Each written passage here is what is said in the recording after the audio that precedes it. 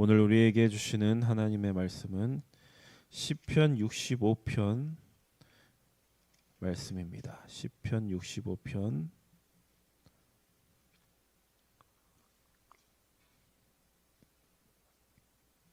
1절에서 마지막 절까지 이렇게 봉독합니다. 하나님이여, 찬송이 시온에서 주를 기다리오며 사람이 서원을 주께 이행하리이다. 기도를 들으시는 주여, 모든 육체가 주께 나아오리이다. 죄악이 나를 이겼사오니 우리의 허물을 주께서 사하시리이다. 주께서 택하시고 가까이 오게 하사 주의 뜰에 살게 하신 사람은 복이 있나이다. 우리가 주의 집 곧 주의 성전의 아름다움으로 만족하리이다. 우리 구원의 하나님이시여, 땅의 모든 끝과 먼 바다에 있는 자가 의지할 주께서 의를 따라 엄위하신 일로 우리에게 응답하시리이다. 주는 주의 힘으로 산을 세우시며 권능으로 띠를 띠시며 바다의 설렘과 물결의 흔들림과 만민의 소요까지 진정하시나이다. 땅 끝에 사는 자가 주의 징조를 두려워하나이다. 주께서 아침 되는 것과 저녁 되는 것을 즐거워하게 하시며 땅을 돌보사 물을 대어 심히 윤택하게 하시며 하나님의 강에 물이 가득하게 하시고 이같이 땅을 예비하신 후에 그들에게 곡식을 주시나이다. 주께서 밭고랑에 물을 넉넉히 대사 그 이랑을 평평하게 하시며 또 단비로 부드럽게 하시고 그 싹에 복을 주시나이다. 주의 은택으로 한 해를 관시우시니 주의 길에는 기름방울이 떨어지며 들의 초장에도 떨어지니 작은 산들이 기쁨으로 띠를 띠었나이다. 초장은 양떼로 옷 입었고 골짜기는 곡식으로 덮였음에 그들이 다 즐거이 외치고 또 노래하나이다. 아멘. 우리는 이제 사순절 기간 동안 창조 질서 회복이라는 주제를 가지고 말씀을 나누고 있습니다. 그래서 오늘 이런 주제 안에서 창조의 하나님을 찬양하는 그런 다윗의 시를 우리가 함께 봉독했습니다. 우리가 하나님을 창조의 하나님으로 고백한다, 하나님을 창조의 하나님으로 찬양한다라고 하는 것은 굉장히 놀라운 것이고 또 다양한 의미가 있는 것입니다. 오늘 시를 보아도 그 시 내용 가운데 그러한 것들이 다양하게 나타나 있습니다. 근데 우리가 먼저 생각해 볼 것은 뭐냐면 창조의 하나님은 우리가 찾아내는 것이 아니라 우리에게 구원의 하나님으로 먼저 찾아오신다라고 하는 사실입니다. 그러니까 하나님을 인간 편에서 먼저 찾아내거나 발견해서 시작되는 일은 없다는 겁니다. 그러니까 인간은 스스로 해결할 수 없는 문제 가운데서 씨름하면서 살아가면서도 자기 안에 답이 없기 때문에 하나님에게만 답이 있는데 그러나 그것을 알지 못하고 또 하나님에 대해서 무지한 존재로 태어난다라고 하는 겁니다. 그래서 이제 3절 말씀에 보면은 이런 표현이 나옵니다. 죄악이 나를 이겼사오니, 이런 표현이 나오는데 다른 번역들을 좀 찾아보니까 실감나게 이렇게 표현을 합니다. 저마다 지은 죄 감당하기에 너무 어려울 때에, 또 우리가 지은 죄 힘겹도록 무거우나 우리가 죄에 눌려서 시달릴 때에. 그러니까 죄, 인간이 죄인이라는 것, 또 죄 가운데 태어나서 죄 아래서 살아간다는 것, 그러니까 너무나 무겁고 너무나 어려운 인간의 운명이다. 피할 수 없는 인간의 짐이다. 이런 표현입니다. 근데 이런 짐들이 스스로는 짊어지기가 너무 버거운, 스스로는 그 문제를 해결할 수 없는 그런 상황 속에서 인간은 살아가게 됩니다. 그래서 하나님은 이러한 인간의 상황 속에서, 인간의 죄악 속에서 우리를 구원하시는 분으로 찾아오신다라고 하는 겁니다. 그러니까 여러분들이 지금 이 자리에 앉아서 말씀을 듣고 하나님을 찬양하고 하는 것도 바로 그런 경험, 구원의 경험, 내 죄악에 있던 자리에서 나를 찾아오신 구원의 하나님에 대한 경험 속에서 이 자리에 나오게 된 것입니다. 하나님을 여러분이 찾아서 나온 것 같지만 사실은 하나님께서 여러분들을 발견하시고 여러분들을 택하시고 하나님께서 찾아오셨다. 그런 고백을 합니다. 4절 말씀에 보시면 다윗이 이렇게 노래하고 있습니다. 4절 말씀 함께 봉독합니다. 주께서 택하시고 가까이 오게 하사 주의 뜰에 살게 하신 사람은 복이 있나이다. 우리가 주의 집 곧 주의 성전의 아름다움으로 만족하리이다.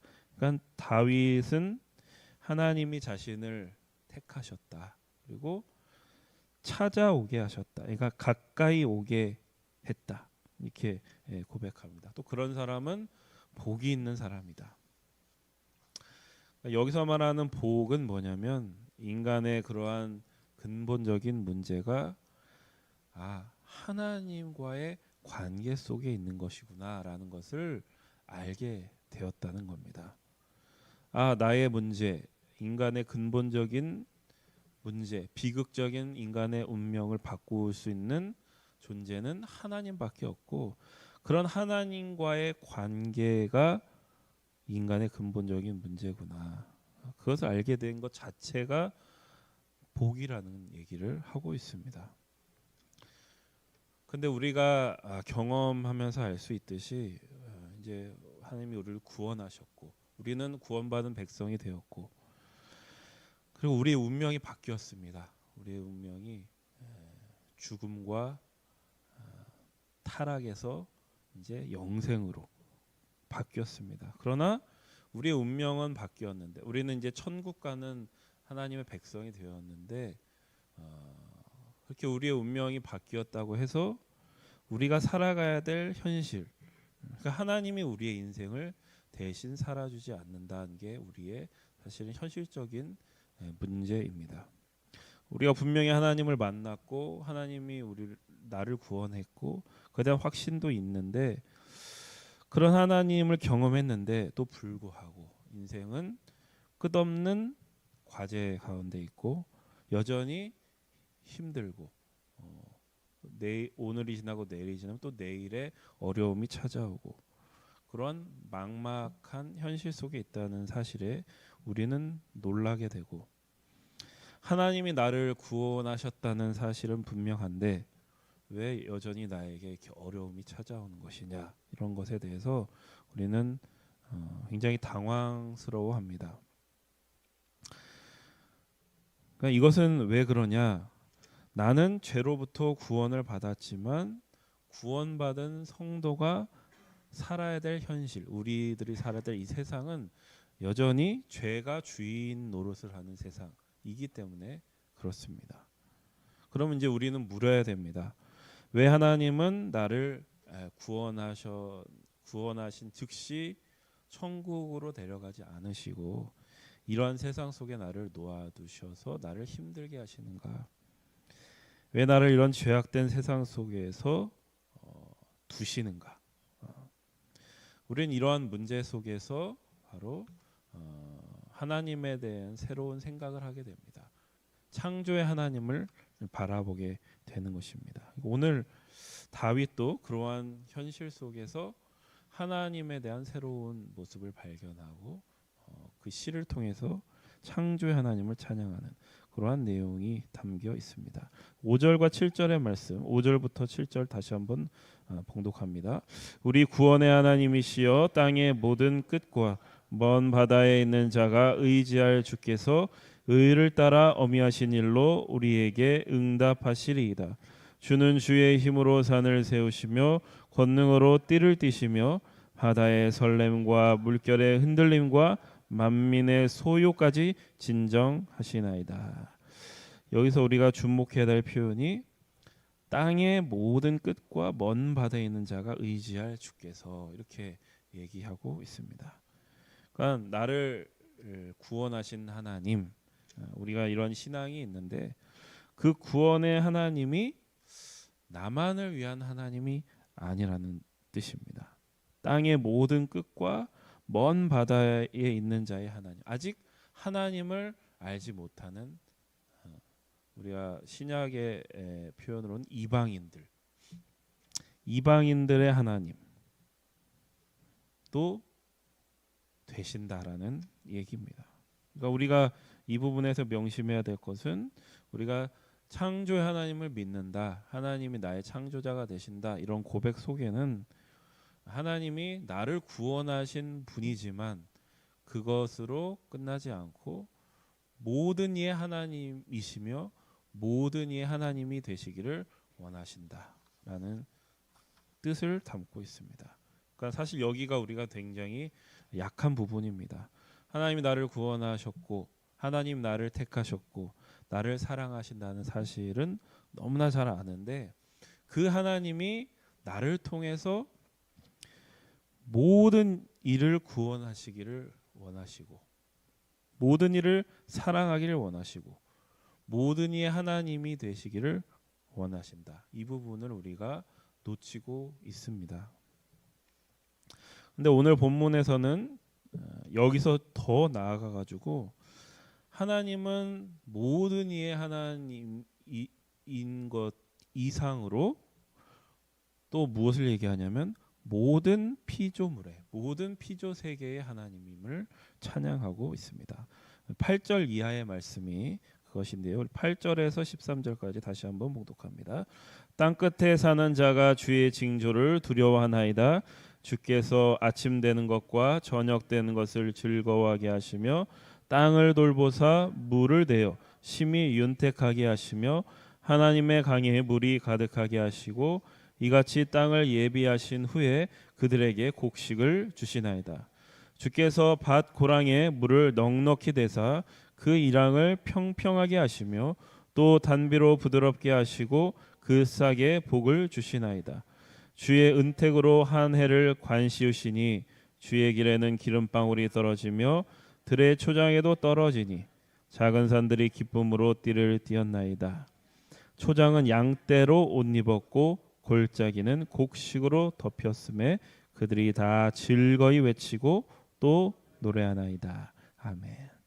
그러니까 이 읽으시면서 알 수 있듯이 하나님은 어떤 특정한 인간, 또 모든 인간뿐만이 아니라 모든 피조 세계에 생명을 공급하시고 또 질서를 두시면서 그 질서를 통해 통치하시고 또 농부와 같은 그 자기의 밭을 일군 농부와 같은 세밀한 손길과 그 마음을 가지고 돌보시는 분으로 묘사하고 있습니다.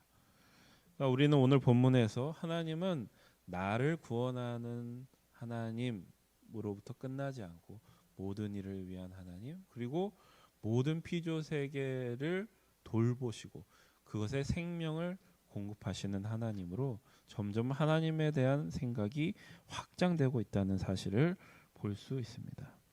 그러니까 하나님을 어떻게 생각하느냐가 왜 중요하냐면 그게 우리의 신앙과 밀접하게 연관이 되어 있습니다. 하나님에 대한 우리의 생각이 클수록 우리의 신앙이 자라납니다.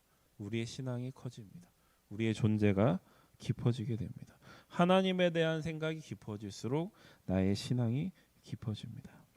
우리가 구원받았는데도 불구하고 왜 이러한 죄악된 세상에 살아야 하는가? 우리의 신앙이 자라야 되기 때문에, 하나님은 우리를 기르시는 분이시고 우리는 자라야 하는 존재로 부름 받았기 때문입니다. 그러니까 신앙 성장이라는 것은 그냥 우리 안에서 무언가 자라는 게 아니라 하나님에 대한 우리의 생각이 자라는 것과 비례한다는 것입니다. 그러니까 여러분 오늘 이번 사순절 기간을 통해서 하나님에 대한 여러분의 생각이 구원의 하나님을 우리가 경험한 우리가 실제적으로 경험한 하나님에서 창조의 하나님으로 또 이 역사를 주관하시고 모든 만물을 통치하시는 하나님의 생각으로 확장되시기를 축복합니다. 구원의 하나님에서 모든 이의 하나님, 더 나아가서 모든 피조 세계의 하나님으로 여러분의 하나님의 생각이 깊고 넓어지시기를 또 여러분의 신앙이 더 자라나시기를 축복합니다. 함께 기도하겠습니다. 하나님은 나를 구원하시는 하나님일 뿐만 아니라 모든 이의 하나님이 되시고 모든 피조 세계의 하나님이 되심을 오늘 본문을 통해서 보았습니다. 사순절 기간 동안 하나님에 대한 우리의 생각의 크기와 우리 생각의 깊이가 더 커지게 하여 주시고 그래서 우리의 신앙의 크기도 커지고 우리의 존재도 더욱더 깊어질 수 있도록 주님 저희를 인도하여 주시옵소서. 예수님의 이름으로 기도드립니다. 아멘. 함께 합심해서 기도하겠습니다. 성령의 능력으로 하나님 나라를 증언하고 살아내게 하소서. 하나님의 말씀이 기준이 되게 하소서. 질병, 전쟁, 자연재해, 가난, 억압으로 고통당하는 사람들을 치유하여 주소서. 거룩한 습관을 형성하여 균형 있는 성장을 이루게 하소서. 다음 세대에게 하나님 나라 복음을 전수하게 하소서. 기도 제목 가지고 합심하여 기도하시고 개인 기도하시고 돌아가겠습니다. 기도하겠습니다. 하나님